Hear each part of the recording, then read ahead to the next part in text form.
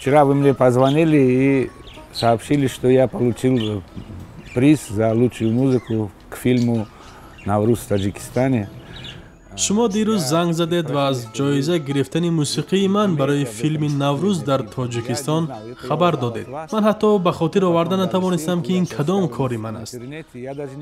پس از آن که دیدم این فیلم کارگردان ایرانی مهدی است به خاطرم آمد. با مهدی سال 2009 مرا طالب خان شهیدی شناس کرد. بعدا مهدی درباره آثارخانه پدرم یک فیلم کوتاهی 9 دقیقه‌ای ساخت. کاری وی به من خیلی پسند آمد. با او صحبت ها داشتیم و نقشه ها داشتیم که نواروها بگیریم، اما به نوع انجام نشدند. باری آمد و از من خواست یگان آهنگم را با او بدهم. من 6-7 آهنگم را به وی دادم. پرسید که من می توانم اینها را در فیلم های مستندم استفاده برم. من هم اجازه دادم. این کار آنگونه نبود که من مخصوصاً برای فیلم آهنگ ساخته باشم. او آن آهنگ های قبلا ساخته مرا استفاده برد و خبر آمد که فیلمش محض برای موسیقیش در امریکا جایزه گرفته است. البته این خبر خوشحال کننده است. Конечно, это приятная, радостная новость.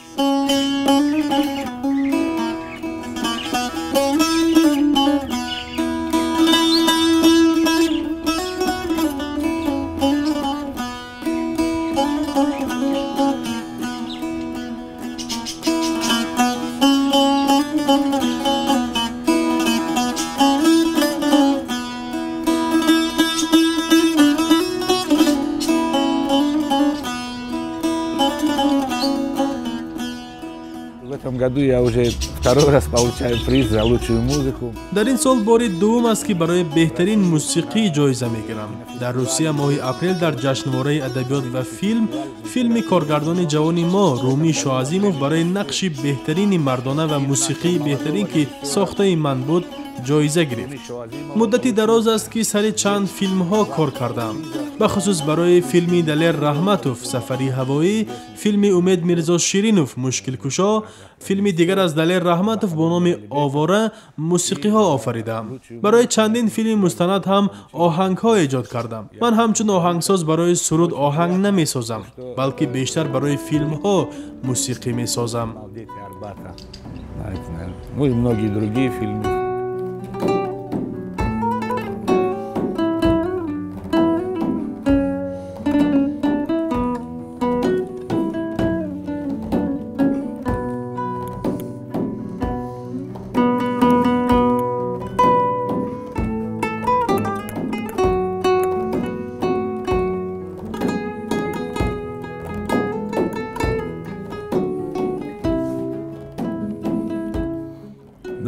Вначале, когда я начинал заниматься музыкой, начал с гитары, как любой молодой. در اولها که تازه به موسیقی مشغول شدم مثل دیگر جوانان با گیتار می نواختم. آن زمانها ما با گروه های موسیقی غربی به مانند بیتلز خیلی شوق و رغبت داشتیم. اما خانه ما پر از سازهای موسیقی سنتی بود و دوستان پدری من دائما به خانه ما آمده همه گونه عید و جشنها را به موسیقی نمیگذراندند.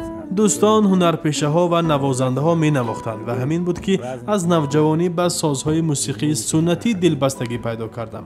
هر صبح که بیدار می شدم بشنیدم پدرم سیتار را جور می کرد و می نواخت و این عشق به سازهای موسیقی البته از پدرم به من به میراث ماند. Именно к национальной, к традиционной музыке у меня была привита именно в доме.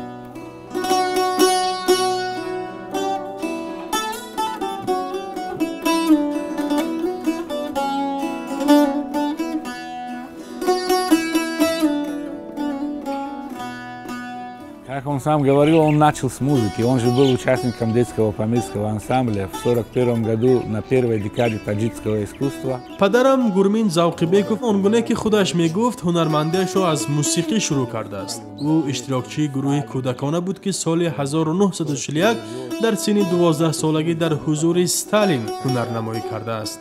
баъдан ба донишгоҳи театрии Островский шаҳри Тошканд дохил шуд ва зиндагиаш бештар дар театри Лоҳутӣ гузашт. дар филмҳои зиёд ҳам нақшофарӣ кард, аммо аз мусиқӣ ҳам боре канор нарафт. ҳамеша дар созҳо менавохт. ҳунарпеша ва навозандаи хуб будан аз ҳам ҷудо нестанд. насли онҳо хеле одамони пурэнержӣ буданд. кор дар филм ва театр кори саҳлу осоне нест. падарам ҳамеша масруф буд. бахусус соҳаи кино ки болои ту барқ гирён аст ва баъзан дар байни гармӣ кор мекунӣ, хеле душвор аст. бо вуҷуди кор кардан дар театру кино боз як осорхонаи зебо бунёд ниҳод. барои ин як одами пурэнержӣ ва ишқ ба ҳунар дошта бошӣ.